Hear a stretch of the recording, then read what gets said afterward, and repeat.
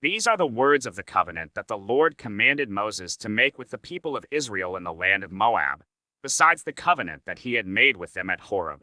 And Moses summoned all Israel and said to them, "You have seen all that the Lord did before your eyes in the land of Egypt, to Pharaoh and to all his servants and to all his land.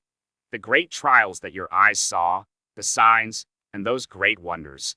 But to this day the Lord has not given you a heart to understand, or eyes to see, or ears to hear. I have led you 40 years in the wilderness. Your clothes have not worn out on you, and your sandals have not worn off your feet. You have not eaten bread, and you have not drunk wine or strong drink, that you may know that I am the Lord your God. And when you came to this place, Sihon the king of Heshbon and Og the king of Bashan came out against us to battle, but we defeated them. We took their land and gave it for an inheritance to the Reubenites, the Gadites, and the half-tribe of the Manassites. Therefore keep the words of this covenant and do them, that you may prosper in all that you do. You are standing today, all of you, before the Lord your God.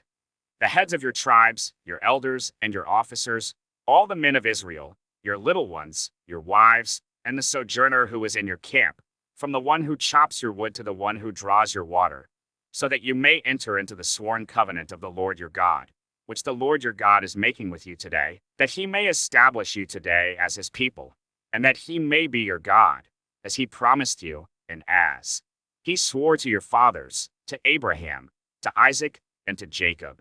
It is not with you alone that I am making this sworn covenant, but with whoever is standing here with us today before the Lord our God, and with whoever is not here with us today. You know how we lived in the land of Egypt, and how we came through the midst of the nations through which you passed. And you have seen their detestable things, their idols of wood and stone, of silver and gold, which were among them. Beware lest there be among you a man, or woman, or clan, or tribe, whose heart is turning away today from the Lord our God to go and serve the gods of those nations. Beware lest there be among you a root bearing poisonous and bitter fruit, one who, when he hears the words of this sworn covenant, blesses himself in his heart, saying, I shall be safe, though I walk in the stubbornness of my heart. This will lead to the sweeping away of moist and dry alike.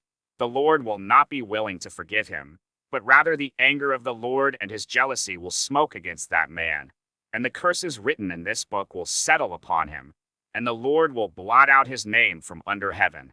And the Lord will single him out from all the tribes of Israel for calamity, in accordance with all the curses of the covenant written in this book of the law.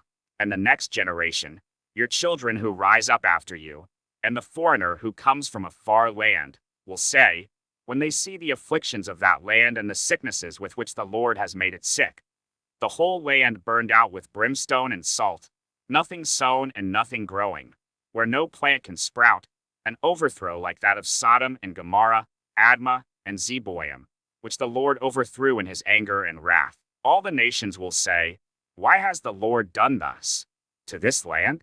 What caused the heat of this great anger? Then people will say, it is because they abandoned the covenant of the Lord, the God of their fathers, which he made with them when he brought them out of the land of Egypt, and went and served other gods and worshipped them, gods whom they had not known, and whom he had not allotted to them.